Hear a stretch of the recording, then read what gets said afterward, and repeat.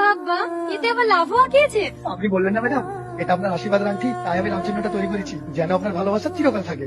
Thank you. দাঁড়ান, অনেক late হয়ে গেল, কিন্তু আমরা আর পাবোই না। এই নিন আপনার ভাড়া। এই টোটো, শিমুতলা মোড় যাবে? হ্যাঁ যাবে, বসুন। দাদা, এই ব্যাগটা কার? এই ব্যাগটা এক্ষুনি একটা মেয়ে নেমে গেল, ওরই হতে পারে। আপনি ওকে পাবেন না, ট্রেন ধরার জন্য তাড়াতাড়ি চলে গেছে।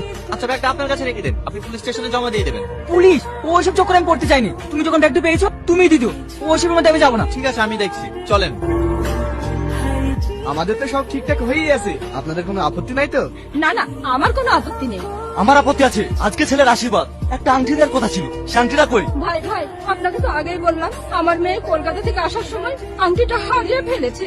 বিয়ে না হতে এত মিথ্যু কথা, না জানে বিয়ে হলে কি করবে। মিথ্যে কথা না ভাই। চুপ করো, তোমার ওই আংটি নেওয়ার জন্য আমি বসে আছি। এই বাবু চল। ভাই, আপনারা যাবেন না।